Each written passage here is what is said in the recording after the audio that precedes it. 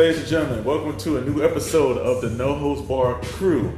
I'm your host, Dom, and as always, we are being sponsored by the coldest water. Now, it is the fall season. It might get a little bit chilly, but you still got to drink that water. Keep yourself hydrated at all times. So make sure you go to thecoldestwater.com and go ahead and order some of the best water bottles online. 36 hours, hot, cold. Keep your water and also liquid containing to juices, liquor, anything else that you might like. Keeps it nice and cold for you. Or if you want it warm, keeps it nice and warm. We know about that. So go ahead and use our promo code MINES, which will be in all caps DOMINICK. Again, that's DOMINICK in all caps, and get 20% off on all the accessories. And we are the trio, the mini trio for tonight. So towards my left, he's in his dirty 30s era, representing the X-Men of the crew. We call him the same OG because he sings, he raps, he motherfucking dances. And as always, you know, the older he gets, the more mature he has become. Yes, sir. What up, man? It's your boy No ID, aka Major. We in this bitch back out here in St. Jacob's, dog, in this motherfucker in the gun mansion and shit. The gun mansion, yes.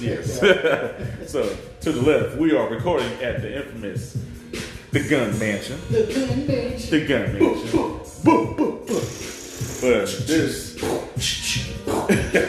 this young man right here is the inspiration to all of us in the crew. The big baller, the shot caller, the 20-inch blade on the Impala.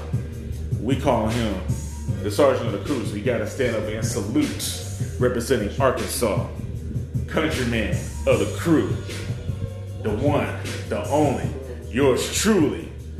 It's your boy Gunny. Got the promo code thelooseclothing.com. We at 20 and 30 right now. We are at 30%. 30% off. All it is on thelooseclothing.com. Go ahead and get you some merch. Yes. And the instrumental we're playing is shout out to Slim Thug, Top Drop, from his classic album, Boss of All Bosses. That's what I'm leaving the song. It doesn't sound like too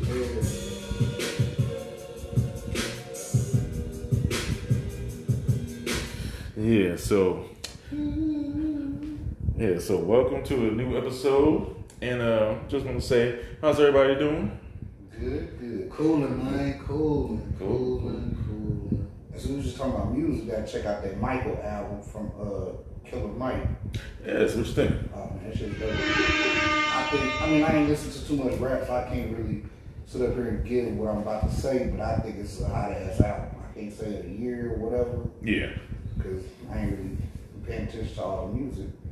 But that's definitely some shit I fucks with. Yeah. I'll definitely shout out to Nas. He released Magic 3, which will be the final installment of his, I would say, his now classic artist and producer team of him and Hit Boy.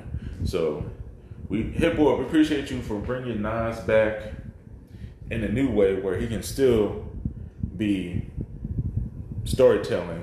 Yeah. But have beats that finally represent him in a way that it works.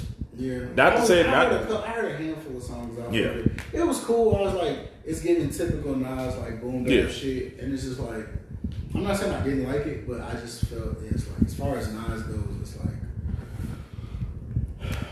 I'm not gonna say predictable, but it's just like, I expect this from Nas. Just like, I'm listening to it, I'm like, okay, boom bap, I hear the bars, I hear the, and it's just like,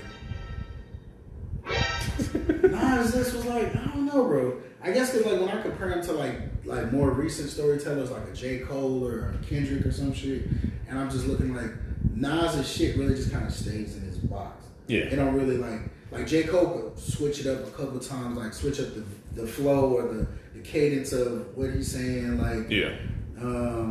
Or like Kendrick and shit, like I can be da-da-da-da-da. And then like I just break it down like he could just switch up. Like Nas just be like straight ahead. Yep. Be doing 65 the whole time. Don't change the speed. Don't slow down. Don't have to speed up. It just be like 65 the whole round. You be like, it's cool, but it's just like, damn. Get on the highway and do 95 one time, or you know what I'm saying? Get in the fast lane and do 30 just cause. Just do some shit. This is yeah, I definitely feel you on that. But just more versatility from Nas. It's like his beat selection with Hit Boy, like you said, it gives him that versatility, like production wise, but vocally or lyrically, I just want to like switch the gear or some shit, like just a little bit. You don't gotta go crazy with it. You don't gotta do no mumble rap shit. You don't gotta do no Busta Rhymes type shit. You don't gotta do all that. Just like hit, come out of the bag a little bit different, like every other song or so. It was just like, as soon as the beat started, this is the I'm like, all right, Nas, you talking your shit, and it's just like, it felt repetitive. I'm not saying it was bad, but it just felt repetitive. Like, okay, well, and then it's just like all the songs are giving this like it's got a newer sound, but it's just giving like repetitive style. Yeah, I definitely feel on that. At least I'll give Hit Boy credit because if you listen to like if you didn't like the Magic trilogy, you might want to go towards the Kings. I gotta go back and listen. Yeah, I gotta go back and listen to Magic 2 and Magic. I'm like, shit. Yeah. Magic 3 was the trilogy. I'm like, man. Wonder what the first ones would sound like when they first. They was decent. It was just like leftover tracks. Getting the chemistry together. So by the third one, so that's what I guess now. If that's what you're saying, it's like the chemistry. I would assume by this point, like that's just like saying when Shaq and Kobe first season together versus they fourth. The chemistry is different. I know you. I know you're gonna cut. And, cut to the basket. I'll throw you the oop, or I'm gonna be on the wing. You could post up, kick it out to me. I'm gonna shoot it. Like I know you at this point. So I figure like, okay, well we two other projects in. We on the third one. So it's like shit. We should be trying different shit because it is like okay, as a producer, like I feel as an artist and as a songwriter myself. The production is what pushes the artist to like get creative because the beat is doing so much different shit. So it's like if you know your that's the thing, like that's one of the difference when you're a niche rapper, like you know your lane and you stay in it, like you master your craft and you stay in that lane, or like you're versatile and you can like do like I said, a J. Cole or Tory Lanez or some shit where you can switch up the flow 3 or 4 times in the same verse or whatever the fuck. So it's like okay, because the beat doing it, like J.I.D. On Dreamville. Prime example. Like this boy switched his flow like 2 or 3 times in the same verse or the same song. Just because it's like his beats are just all over the place, like doing just all this crazy shit. You be like, damn, like but he be on point. So it's like that's just what it is. Like I feel like at this point, we 3 projects in, I feel like Hit Boy's beats should have been bringing Nas out of like a different bag at this point. Well, that's what I'm saying. Like the Magic trilogy may not be your cup of tea. You might want to try King's Disease because King's Disease he does try different stuff. If you listen to the first one, it was still like a little boom bam, but the second one was more of like a little modern trap style. So I'm gonna have to check that. And then three was like a mixture of the best of both worlds. Okay, see, I didn't okay. So but like what made 3 really special was Hit Boy's way of sampling different things. As me and Gunna know, like Hit Boy sampled the 5 Heartbeats and made a song out of it. But that's that shit.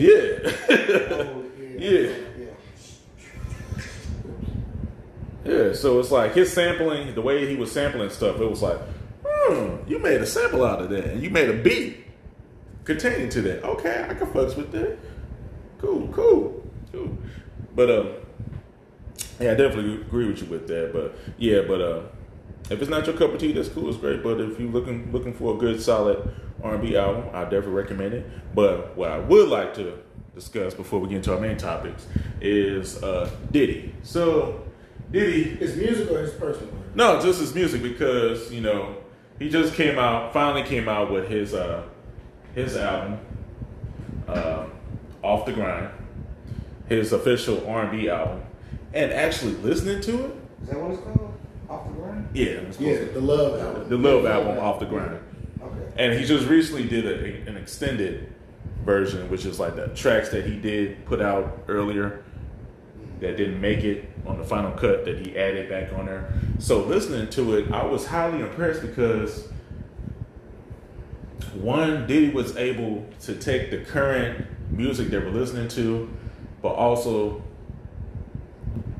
you know, try different things. Like, he really pushed a lot of artists to really sing. And then also gave it like this distinctive bad boy flavor. Me personally, I think the album would have been good without Diddy on it. True. Like, I mean, just with True. I definitely agree with you with and that. everything. Yeah. The shit was dope. Even if Diddy didn't rap a verse on there, Yeah. that album would have been dope. Yeah, but I was, It's a good album. yeah, I was highly impressed. The only thing I didn't like for it to be 23 tracks, the songs were so fucking short. They were. There were a couple of 4 or 5 minute songs, Yeah. but for the most part, they 2-3 minutes. Yeah. But I enjoyed it. Yeah, but I was highly impressed. It's like a really, really good R&B / hip hop album. I was highly impressed. My favorite tracks is Pickup with Jaquise and Fabulous. You have another one with The Weeknd, which he proclaimed this will be his last time doing features. Really. Yes. I mean, he had Yeah. Dream in there too. Yeah, he had the Dream in there on the first track, which was good. Definitely, I like him. I like bringing Dream back because I ain't heard shit from him in Yeah. a long time. I also He's like. producing everybody's shit. Yeah. He be writing everybody. That be the thing. Though. I was just telling somebody about this the other day. Me and one of my homeboys, we was talking about Justin Timberlake and shit. And I was like, that's the thing about like those. certain Shout out to artists. him for bringing back NSYNC for the Because, Video Music yeah, Awards. I said that's the thing about like motherfuckers like Neo, Justin Timberlake, and The Dream. I said even once they solo shit or once they music career, like them dropping their own individual music, like toned down, they never left the scene. They just went behind the curtain. Yeah. I said all the songs that you hear from your popular artists right now, or productions that are coming from your popular artists right now, are coming from Justin Timberlake, motherfucking Neo, Dream. Like Yeah. those three niggas are making all your R&B people right now. Especially The Dream, because a lot of Dream people done wrote so many don't- motherfucking people shit. He done wrote so much of Beyonce Say shit. shit, yeah. It's like, it's fucking crazy. It's just getting like, money off of that But shit. he was always a songwriter before Yeah. he Yeah. came out musically. Like, It's just he knew how to work with the right people, like him and Beyonce. Yeah, but see, like, they do it behind the scenes, like DJ Khaled on the other end, he Yeah. like, I want to be in the mix as well as behind the scene. I'm producing the shit or da-da-da-da, but I'm also like in the mix. That's why he featured himself on all his own shit. And nothing. And all he doing is just ad-libs and fucking talking and shit. But it's his shit. Oh yeah. But he got an ear, he has an ear sonically for like putting the right voices on. Like every time this motherfucker have like a bunch of at least 2 or more features. Yes, like every time this nigga got at least 2 or more features, bro, the song is pretty good. Yeah, same thing with same same thing with Diddy. That I would like to add with that. Like same thing with Diddy. Like Gunna was saying, he didn't have to rap on there, but Diddy has a solid ear of putting the right songs with the right artists, and then pushing them to their limits. Like the best one, like I was saying, like Pickup with Jaquise and Fabulous. I wasn't the biggest fan of Jaquise, but then like I was like, oh, he's actually really, really, really singing. And then if you have the regular album version, you have her on there. And yes. that's probably the best track. All the tracks are good, but that's probably the best track on there. That's the best track, but my other personal favorite is him working with Mary J. Blige, song called I Like, where they sample Goodbye Love. And if you really listen to it, it samples the same drum track. It's the same thing that was on her classic album, My Life. There's a song called Don't Go. And then like that little vamp at the end, like You Got My Heart. That's the same part. I heard she put out a new album, like Breakthrough 2. The Breakthrough 2? Yeah. I don't know. I haven't heard about it or anything. It was a Facebook post. Somebody posted saying like that first CD that they bought, that last CD they bought. The first one was The Breakthrough by Mary J. Blige, and the second was Breakthrough 2 by Mary J. Blige. It was like this year or something. The only thing that I know that's been out from her is Good Morning Gorgeous. So maybe that could be it. But Yeah, I'm unaware. But when I saw that, Yeah. I was like, damn, I know she brought out another one. yeah. But as always, we definitely recommend that album. But we gotta do what we do best. So let's do it. Oh shit. Here we go again. Here's the motherfucking tea. So last week we talked about Jeezy and his probably soon to be ex-wife Jeannie Mai. They're getting a divorce. That dude said he was fucking outside. Yeah. He outside like a motherfucker. You know, probably shit. That. Yeah. So there's new information that's showing up the reason why he's divorcing Jeannie, and it's basically based upon their different views of family values and everything else. And I wanted to pass it towards Gunner because, you know, you're in the process of getting married and stuff, and I wanted to know from your perspective, like, from you getting ready to be married and stuff, what is it so important about the family values? Because I know y'all gotta compromise, but also come together as one when it comes to that. Yeah. And is that a deal breaker for you? Yes, because to me that's all a part of the dating process.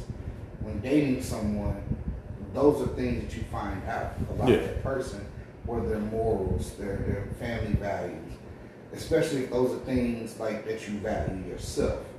Like, let's say dealing with kids or whatever. Yeah. Like being in a relationship, being married, being with this person, kids is gonna come up. How are we gonna raise this kid? What do you believe in? What are your morals?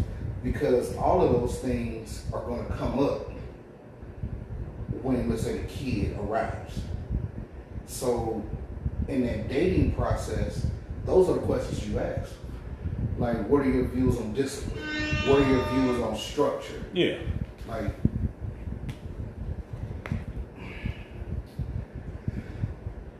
me personally, like, I don't come from a structural family, like where everybody helped everybody. To me, like, I had nobody to rely on. Yeah. So it was always, I gotta get it done. It wasn't, oh, my mom gonna help me, my dad gonna help me, my grandma gonna help me, my grandpa. I didn't have that kind of support. Let me add, not to interrupt, but let me add that on to the. Did you feel? Do you feel that was a good thing for your characteristic, or do you feel it was a bad thing? So, only thing I could do is take forward in my life experiences or whatever. Yeah. And it was all based off of my upbringing. My upbringing, because I didn't have that support, made me go out and get it. And I look at me now. Yeah. A lot of people could say I'm successful. Or you're in a good place. Me, I honestly talk about it with her and other family members, like my pops or whatever. Maybe I could have been better if I had family support. Maybe I could have been worse because I was lazy because I had family support. You don't really know, but my experiences of my life coming up and where I'm at now, I'm not mad. So like my old lady, she comes from a family of support. I'm sorry, that's your theme song. And same old shit, just a different day. I here trying to get it. That she has that family support. Well, it does sometimes. Like, why are you so dependent on your parents for help? Yeah. Why are you relying on them? Like, no, you should be independent. Get it for yourself. Hustle, hard. Hustle. And even with that being said, like, to me that shows, like, I didn't have that reliability, but it teaches you how to grind. Yeah. Like, you ain't got that support, it teaches you how to go out and get it. Yes. And I played the video before on the show, on our podcast. Hard times create strong people. Well, it said men, but I'm gonna just generalize it. Yeah. Hard times create strong people. Strong people create easy times. Easy times create weak people. So if you got an easy life, you're weak. You're in a weak time because you're depending on somebody. I had hard times, so it made me a strong person. I'm dealing with a woman who had easy times. I'm not gonna say she's weak, but she's not strong like me because she didn't have my upbringing. She had help. I didn't. So in other words, like, you got the sauce, but she hasn't got the sauce yet. She just got the juice. And I'm fine with it as long as she's able to identify that about each other, about ourselves, and use that to our benefit to grow. Like, where I'm weak at, she's strong at. Where she's strong at, I'm weak at. Like, she's good with money. because I don't want to say she came from money, but she Yeah. had that financial Safety net. Yes, I didn't. So I was never taught how to use my money. I just go out and get it, spend my money how I need to spend it. She was taught how to save, how to look for the cheaper deal type shit. Penny pinch. Me, if this is what I want, I'm gonna get it. That's right. That's how I was. But I was taught both of them. Yeah. It's like in the times you have to pinch. But when you got it, go for what you want. And my biggest thing, like I get pension. Let's pinch on certain things. Like grocery shopping, going out to eat. Sometimes like when we go on vacation, this is what we work hard for. We didn't work hard all year for this vacation. This is the vacation we ain't finna penny pitch. We finna enjoy our lives. Yeah, that bottle costs $100. Get the bottle. We ain't out here on vacation to enjoy ourselves. When we get back to work off our vacation, we get back to penny pitching, rebuild that savings back up or whatever it may be. But like all those morals, those things you have to identify with that person in that dating process. And identify it in that person identify it in you. Y'all have those discussions and make sure that the differences that y'all have, it isn't a roadblock or obstacle. It's more of a relay race. Yeah. Like I'm gonna run it this so far. We get to this spot, this ain't my strong point. I'm gonna pass that baton to you. You take it, you run it. Now you get past that. That's a good comparison. I like that. They be like, it's a marathon. Yeah, So Yeah, but it's like, even though you're having a marathon, it's all about, it ain't about Pace. the pace. That's all. It ain't like rushing to get to the finish line. You want to run. Because every Run and marathon enjoy runner yourself, knows- shit. Every marathon runner knows like shit. I'm running, but it's like I'm running at a pace that I know is going to optimize the amount of distance I'm going to cover and Yep. maximize the amount of it's going to minimize the amount of effort, energy I have to exert to do this. Like there's going to be an in between. So it's like, how fast can I run without burning myself the fuck out by this part of the race? And that's like one of the things I'm pushing her on right now is retirement. Everything I work for, I got money going somewhere else. As much money as I can bring home, but there's money that I don't even see because I got it going somewhere else that's gonna be there for me when I retire. Yeah. I retire in 12 years. And I'll be able to live, I won't never have to work by the time I retire with all the money I have to put somewhere else. Yeah. But I know I'm retiring in 12. So my biggest thing is at the old lady because when I retire, I want to enjoy life to the fullest. Yeah. And I don't mean go out splurging, but it's like, Do things that you wanted to do that you never got a If chance to I do. want to buy solid gold, not that, it's just like me personally, I like to travel and I like to eat out. Yeah.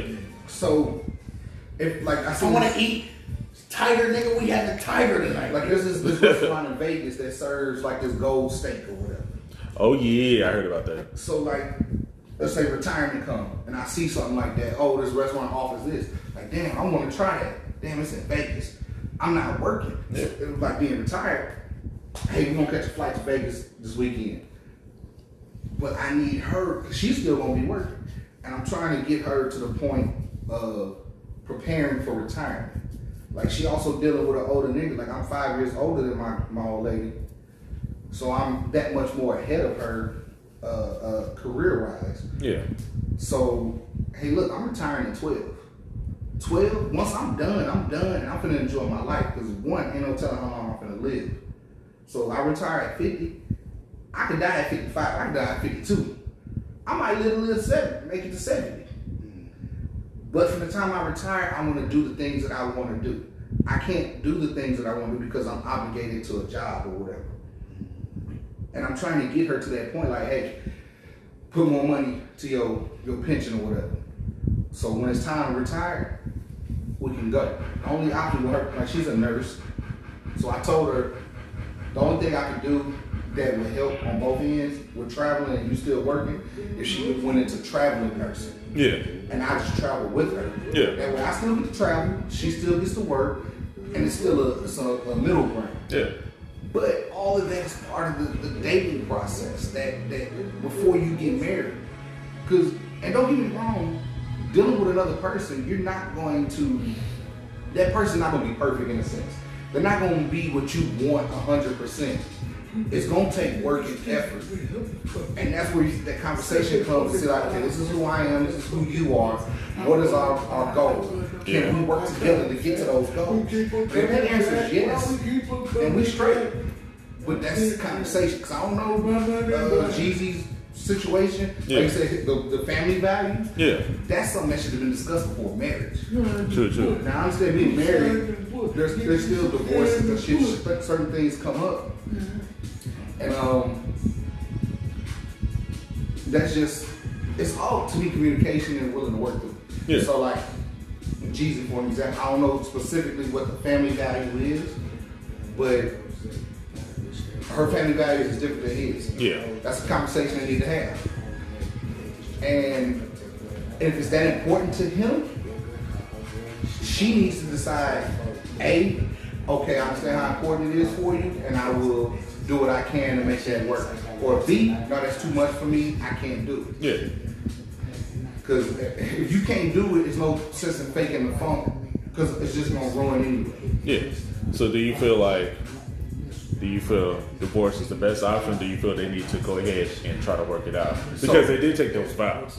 So that part, I don't know the relationship. Maybe they already tried to work it out. Maybe they had that conversation, and she was like, no matter what, I'm not going to be that person. So at that point, yes, divorce. Yeah. But like that's something that should have been discussed before marriage. The celebrity lifestyle is a lot different. Yeah. Like I would like to see a statistic between celebrity marriages and divorces versus normal people marriages and divorces to see which rate is higher for divorce. Because I would think theirs is because their lifestyle is so much different. Yeah. They might don't have the time to actually date each other. They have the time to like woo each other. Like, hey, I'm on the road, I'm busy, I'm finna send you some flowers. I'm finna fly you out here to where I'm at. That's that wooing stage. But that's not dating. You're not sitting there having those conversations. You're just trying to get that person to like you, to be with you, not see who you are and what you're about. Yes, so because of that, are you happy that when the pandemic hit, that was a good thing for relationships because it made you sit down and actually I'm not a fan of the pandemic. But I'm just saying in general when it came to relationships, because because I think it might have ruined some people. Because some people go to work to escape their house. True. So when that pandemic happened and it forced certain people to work from home, now you're around your spouse 100% of the time. And some people learn like, I don't like this person. Yeah. And they're like, fuck it, let's divorce. So I mean, I do think it brought a level of light to certain relationships. Yeah. I wouldn't say it was a good light or a bad light. It just depends on each situation. I just don't like the pandemic because I think it made a lot of people lazy. It definitely did. COVID got motherfuckers looking at work like it's optional. Like it's got motherfuckers throwing away their professional integrity. It's got motherfuckers who look at jobs like, fuck this shit, I grab another. And not even just that. Like the laziness of having to get up, get dressed, go travel to work versus, I just gotta wake up and go in the other room and get on the computer. Yeah. Work from home. Lazy. So now when the pandemic over with, now you got to go to work. Everybody like, oh fuck, I don't want to go to work. I don't want to work. Like it made you lazy to think that you could just sit at home and make money. Not saying that you can't, but overall there are jobs that you need to go out and work. You need to be there on time. You need to do this. Professional integrity, like in your work ethic. Like in COVID definitely killed. Like it's like it did a double-edged sword thing. It made people realize they value as a person and like, okay, like this job requires the human element. And in order for that to do that, you need motivated, passionate workers to come do this job. Like you can have a motherfucker who don't give a fuck about the job, doing the job, but you're not gonna get that job done as efficiently as a motherfucker who respect the job. Like I go into my job and I do my motherfucking job because it's my motherfucking job, is what I got hired for. Yeah. Motherfuckers come in there and treat the job like the job has to work for them. No, the fuck it don't. They could have hired somebody else. Yeah. So treat it with the respect that it deserves. That's what I'm talking about. That's what I'm talking about. So like, even with that, I go back to that saying I said before. Right now, that pandemic created easy times. Yeah. Which created weak people. Ooh. So now the pandemic. Ooh. Repeat that again when we go. That pandemic created easy times, which created weak people. Wow. Write that down. So now these weak people, the pandemic over with, they don't know how to be strong people, so it's about to create hard times. And that hard times is going to create these strong people again. It just ain't happened yet. But it's going to happen. But shout out to the motherfuckers who stayed strong the whole time. Shit. Yeah, shout out to They ain't got to worry about that. Shit. You know what? Shout out to all the blue collar workers that really bust their ass out here during the pandemic, delivering packages or taking care of people that was sick, or taking care of people that was in jail and stuff. Even though they might be bullshitting, still got to be 6 feet from them, but it's like you still went out of your way to make sure you do your job the best to your ability. Like, and we was just talking about this on the way over here. Like there was that interview that 50 Cent said. He was like, shit like depression and all that shit is a luxury. Like when you got shit out here you got to do, you don't have the luxury of just sitting around feeling sorry for yourself or sitting around moping about shit. Like it's niggas who don't got that luxury because they got to get up, they got shit to handle. The bills still got to get paid. The kids still got to get to school.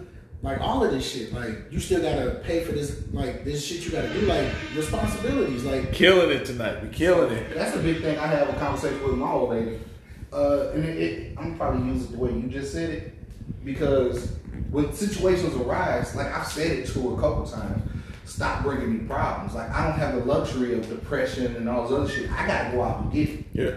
Like I understand, like, and I'm looking at certain shit. Like at times I can't sit back. And I don't say mope, but like mope around on my feelings or what's going wrong. Because I gotta pay that shit. I gotta figure out that shit's not gonna pay the bills. My old lady a little different. She want to sit around and talk about things, figure out sitting in feelings, and it's like, no, what's the solution? But like our upbringing is different. Like she was allowed that luxury to be depressed and unhappy, shit like that. I seen him. I was in a single parent household. Not saying my dad wasn't like in my life, but just being raised in a single parent household, seeing like the struggles that come with the I'm busting my ass and shit still ain't where I want it to be, so we got to do certain shit this way, like, or you know what I'm saying, certain shit got to come out this way. But it's two things that my mom always taught me. She was like, it's two things as a motherfucking adult that you're always gonna make sure, like, your rent is motherfucking paid, and your bills is paid. Other than that, any, like, you know what I'm saying, your response, like, once your bills and shit is paid, like car note or car insurance, like, all that shit, like, once your bills are paid, nigga, if you broke, nigga, that's fine. At least you have your necessities taken care of so you can carry on and continue to, like, you can, like, that shit, you'll come out of that shit at some point, but at least you still got a roof over your head. At least you still got, you're still able to get to work and do this shit. Like, that's why it's like, bro, like, I don't, like, yeah, you got people at the job who don't want to be there, but shit, I got shit that I have to do. I got two, like, for the people who got kids, like I was telling Dom and whoever, like, nigga, I got kids. Yeah. These kids ain't finna raise their fucking self. These kids not finna go to Walmart and buy their own school supplies or do that. Like, they not finna do that. So it's like, you have to provide and make this way, and it's like, shit, that was your decision to do that. So it's like, you gotta, like you say, do what you gotta do, bro. And that's a lot in life talk. Like, we on the road tonight, fellas. I say that shit on the chin. I know. I live in a single parent household on both sides. I live with my mom, single parent. I live with my dad, single parent. Two different upbringings. My mom, we constantly had bills being lights cut off, water cut off, cable cut off. Yep. Because using the stove for a heater. Like, niggas don't really know that shit, bro. Like, niggas don't know that shit, bro. And that shit was uncomfortable for me as a kid. Leaving the stove open to heat the crib up, like, bro, what? She'd get paid and go buy some shit, like some DVDs or some furniture, some bullshit, something that we didn't need. And then next thing you know, we get a disconnect notice. And that taught me, like, okay, pay my bills first. Yes. So since I've been home, I pay my bills first. And I wasn't good on saving. Like, because in my mind, like, my life lesson with my mom, she wasn't paying bills first. So me, I pay my bills first. That way, at least I got a roof over my head, everything's covered. That's how it's supposed to be. But then after that, anything else I had extra, I splurged. I went and bought whatever I wanted, did whatever I wanted. I don't have I literally just said that, bro. I was like, I could be better with my money management. But I said, as long as I know that I'm working and the money coming back, bro, like, I'm still gonna trick myself and do something for myself. But at this point, too, like me having this house, I got some money in the bank. The money in the bank is enough for me to go splurge. I can go buy some shoes. I can buy what the fuck I want to do right now. But having this house and the responsibility of owning this house, the money in the bank to me ain't enough. Like, oh shit, I'm broke. I can't spend no money. Yeah. But the old me before this house, that money in the bank, hey, we going out this weekend. Let's go do some shit. Yeah. Once you grow in life and experience different parts of life, you mature. You're gonna learn some people will. I about to say, but boy. hopefully you learn and adapt from it. And I've always known I was poor with my money in the sense of saving. But now having this big of a responsibility, nobody still told me it's like, fuck, I gotta save. Mm-hmm. And that's all I've been. Ain't nobody said it to me. It's just me learning from Once it. you realize you want certain things in life, you're like, okay, in order to maintain certain shit has to. And I had a conversation with one of my buddies who was also a Marine. We have 12, in the Marine Corps, there's 12 leadership traits. But one of the traits that I carry to this day, know yourself and seek self-improvement. A lot of people, they may know who they are, but they don't see a problem in who they are. Yep. Like, I know I'm bad with money, but I want to do better. Some people can say, oh, I know I got an attitude problem. If you can't deal with that, then fuck you. That's wrong. If you know your attitude problem is wrong, you should be trying to work on your attitude. There we go. People they want to accept who they are and not see flaws in who they are. And I see that a lot of people can't take constructive criticism. Where you sit up here and say, hey, you know you fucked up, this, that, and other, blah, blah, blah. Yeah. Don't you talk to me? Like, nah, okay, so you just, all that went through the window, out the one ear and one in the other. You ain't listening. You ain't receiving it with the mindset of trying to grow from it. Like, Exactly. Listening to respond. You ain't listening to like. Now, I use my cousin, because I talk about him, I used to talk about him a lot on the podcast, but Lupe, perfect example to me. He seen me come up from kid to manhood, and he seen how I do, how I move.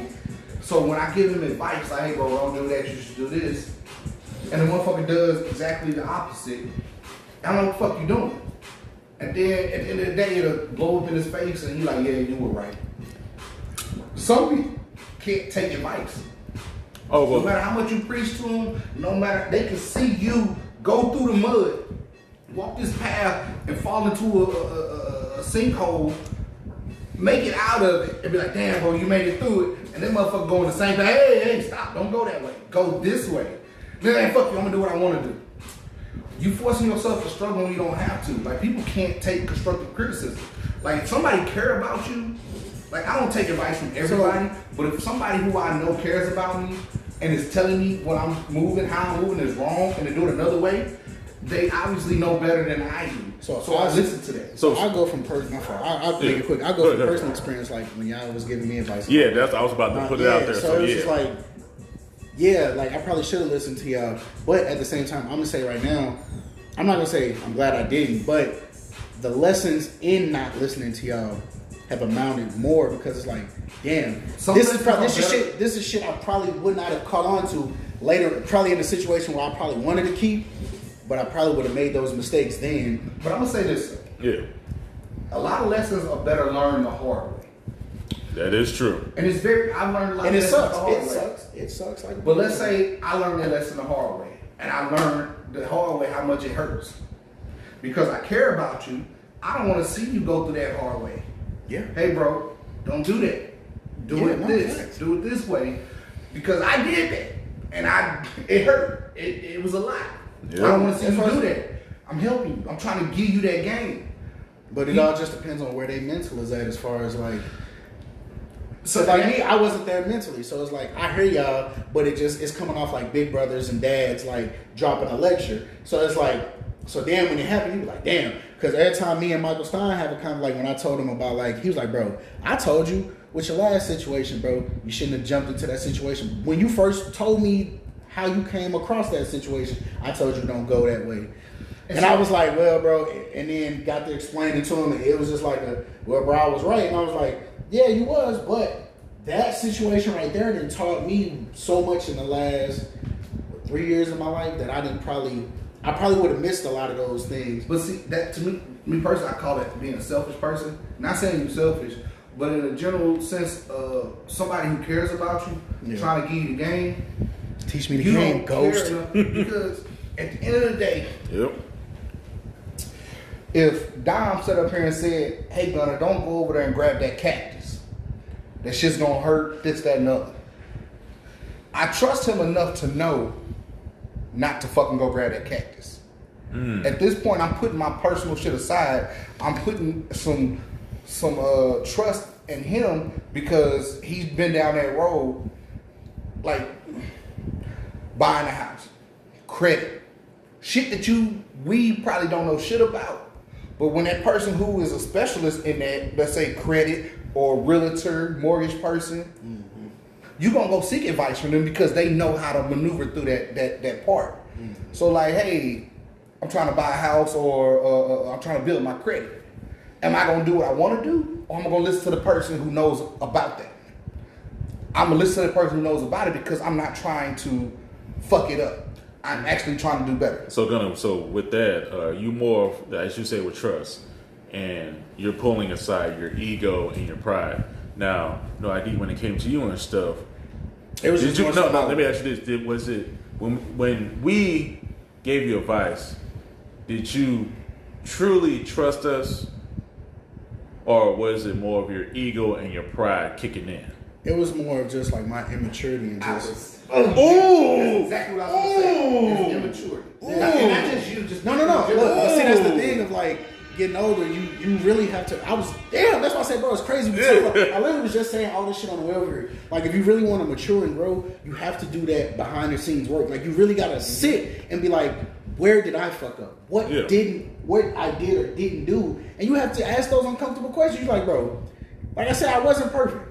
But I know for a fact I didn't do A, B, C, but I know I could have done X, Y, and Z better. So it's like when I was receiving that information in, it was the immaturity to be like I said, like they know better or like they know best. Because it's like, shit, if I'm talking to a person, if I'm getting relationship advice or parental advice from a person who hasn't seen their kid in 20 years or they've been through 3 marriages, it's like, well, what the fuck are you really telling me? It's like the value of the advice is like, is it still valid? You see what I'm saying? So it's like listening to everybody who's either had relationship advice or parental advice is just like, okay, well, where's your relationship at with the situation that you're giving me advice on? Is it in a place that the information would come off as credible? I mean, and it would, but that was just the immaturity in me just being like, okay, if I listen to other people and make these decisions, like the outcome. See, the thing about me as a person is like, when it comes to like outcomes of situations, like if I can't really see the outcome of what it might be, I'd be nervous to take that risk and like step out and be like, all right, well, what happened when I step outside and the wind blowing? Is like, am I get cold? I don't know. I can't see it that far, so I'm not going to take that chance. But would that also consist of the ego and your pride, or just not willing to take that risk, or just I ain't gonna say it's ego and pride. I just say it's just. I would just say or it's just scared of taking that risk. Yeah, it's just the unwillingness or the timidness or, like I said, the immaturity of just not making the decision at all. Like you'd be like, well, you thinking making no decision is like it's a decision, but it's like not making a decision at all is like one of the worst decisions you can do. It's either do it or don't, but not doing nothing is like it's gonna fuck you up way worse. There's a video I saw. I don't know if you seen it, posted it, but it made a lot of sense to me. I can't remember if I saved it or not, but the guy was talking about friends or whatever. Yeah. Like you should change friends. Like your day one friends or the ones that came up with you through like your situation, your environment. Yeah. Those are the friends when you look back. Hey, you remember the time? Those are the friends, like, I got those friends. I don't really fuck with them no more. Because now my second choice of friends, through my growth, or friends that I choose to have, to choose for my growth in life. Like my friends that I had back when I was younger, were friends through the environment that I knew from the area, we were going through the same shit. Now that I'm older, all my friends are 6-figure friends. Like all them niggas are 6-figure people, or you know what I'm saying, thinking about retirement. And that's where I'm at. Like I didn't made it out the mud. You got to find people that match your lifestyle. Y'all on the same vibrations. Yes, and even at that, I'm doing good for myself, but I want to do better. Like I want to have some business in my name. I want another income, and with that, I'm trying to find those friends, those people that are doing said things that I can learn from, which in turn goes to my maturity to know where I'm at, know myself, to know where I'm at and where I'm trying to get to. Yeah. Because if I get around those said friends that got businesses and extra incomes, if they say, hey, don't do this, do that, I'm going to listen because they got some knowledge that I don't know, and they're where I'm trying to be. Yeah. So I'm gonna listen to the person who's been there, done that, because I know myself and I want to do better. And that's just like I say, it's all about maturity and knowing yourself, and then having the strength to put in the labor. Because some people are just lazy, don't want to put in the labor. If a person say, hey, you got to go pass out flyers, this, that, and the other, this, to get your name up, people know who you are, to get this going, if you ain't strong enough to do it, then that's not going to happen. Like when Diddy was when Diddy was like, man, I get up at 6 a.m. and I go door to door, like I got on the days when I used to be a paper boy, and I go tell motherfuckers about like the new liquor that he's trying to push and shit after he got kicked from Ciroc. And it's just like, oh, you got kicked from Ciroc? I ain't know that. Yeah. Yeah. The reason why, because the percentage, the percentage that he was going to get wasn't good enough because he wanted to have ownership of it. They was like, no. So because of that inspired him to be more of an owner, and then inspired him to bring. I'm gonna use that as a perfect example. Yeah, but also because Diddy was already successful before Ciroc. Yeah, right. And he went into Ciroc and he was trying to progress. Yeah. And they told him, no, you can't have ownership. So now he's trying to get a different route to where he can have ownership. So now I'm coming to Diddy like, hey, help me. Yeah. Or I'm going through shit, yeah, man, I'm trying to get ownership of this. He said, hey, look, young fella, sit down. This is what you need to do. I'm going to take heed to everything that he tells me because he went through it and he made it through it. That's what I'm going to listen to what you say. More of a mentor. So, but on the same side of that he wanted partnership. It's like Ciroc as a business was like, bro, we paying for Diddy, the bad boy, the man with beautiful women on his arm, and it's like your quality of women ain't like Ciroc women. Like at first you had J-Lo's and Cassie's, and now you popping off with Caricias and sexy reds. These little ratchet pops. But they like follow whatever he do though. Yeah. If he popping bottles of Ciroc, they gonna have Ciroc. They gonna do it. Yeah, but it's like if you sit here telling us you spending hard-earned Ciroc money for a woman who says in her music, I just like finessing niggas out their money and letting them spend bags on me and whatever. But if she popping bottles of Ciroc in the music videos or whatever, it's still promotion. Yeah. Endorsements. But it's I guess they was looking at it from like a marketing standpoint. No, I get it. I mean, you're not coming off as the Ciroc boy of old when you was just like you had the bad, like you got exotical bitches, like you just have like this little ratchet piece now, and it's like but you also got Diddy was never just like a you know what I'm saying. Even though like it's like you can take the girl out the hood type shit, but you can't take the hood out the girls. I get what you're saying, but you have to think about it as a business person. When you become a brand, you are the fucking brand. Period. So anything that you put your name on, you endorse it. You go out there and you support everything else. Yes. You saw it? Yeah. Air. The story about Jordan when he signed a deal with Nike. So one of the things that Jordan was pushing at that time frame was to receive money from the sales of his shoes. He wanted a percentage. Back then, they weren't doing that. And look at them now. And he stood on it. And Nike decided to do it. And with now that, this motherfucker don't know how to. 1.3 million every. Now this motherfucker don't know how to. Yeah. He got that. And moving forward, because of that moving, the guy that was helping him, he helped all the other professional people to where now college people get paid. That same person that was working with Michael back then got college people paid to this day.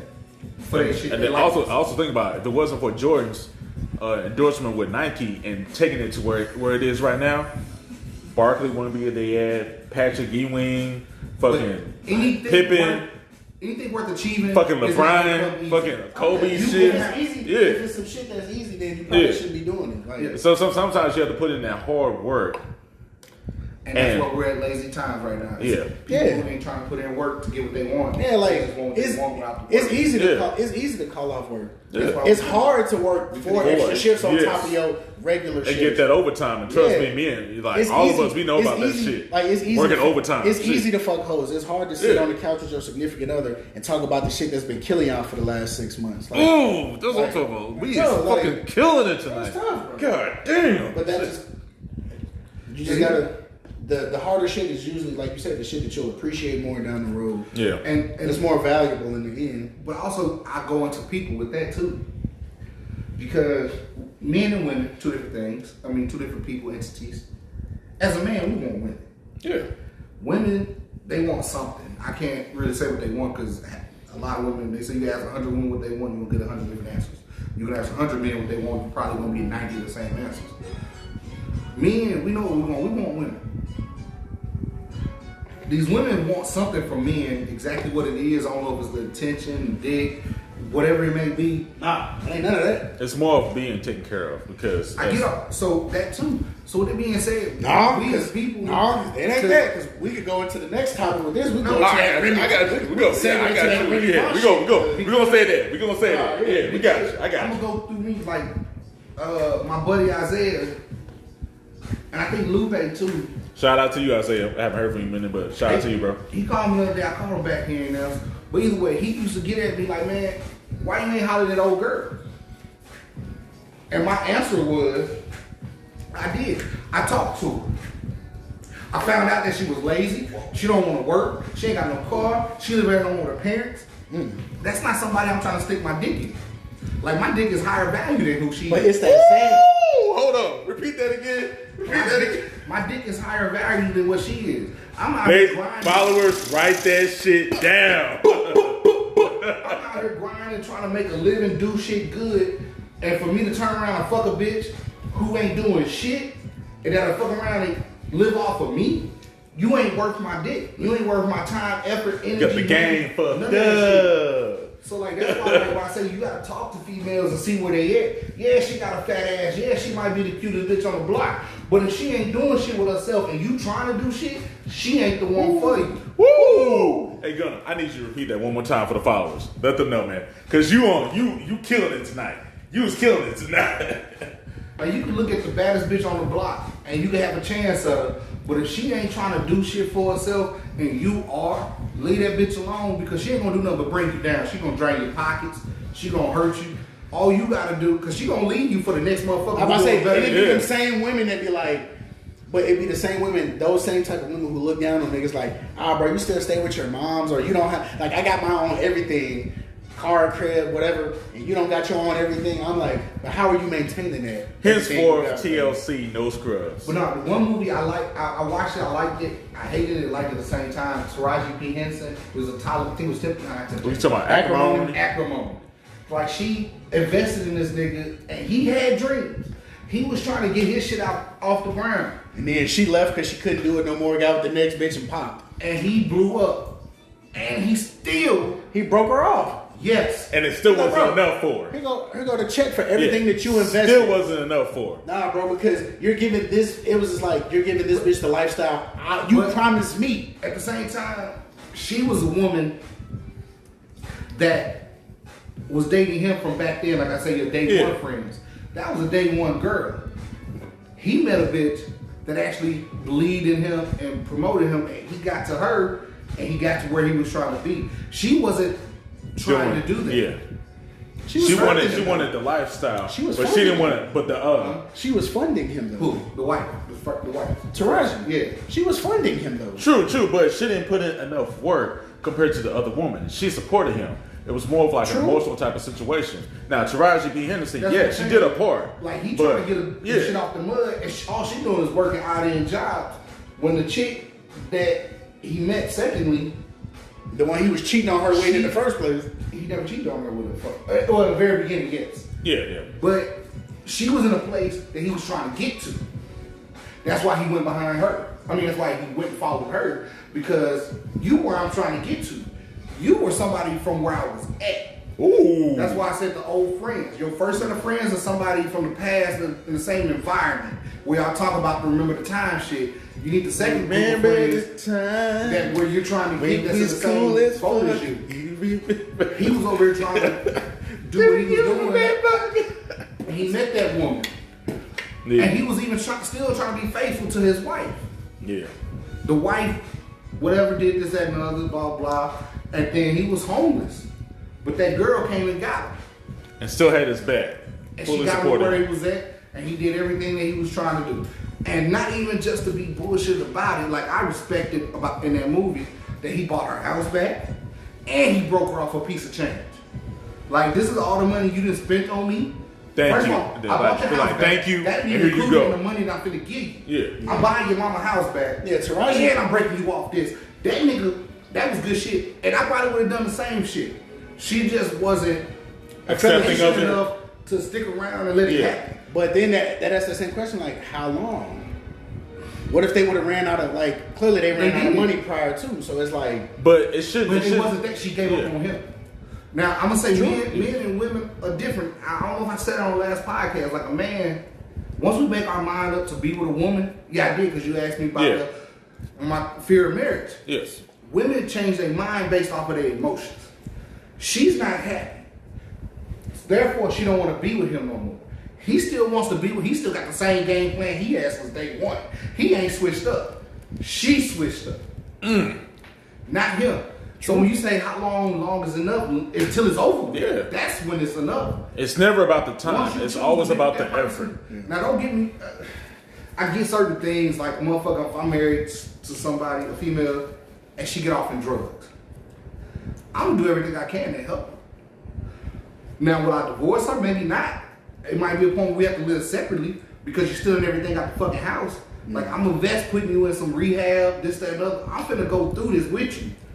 But it may get to a point like, you know what? I need to separate myself from you. Not divorce, separate myself from you.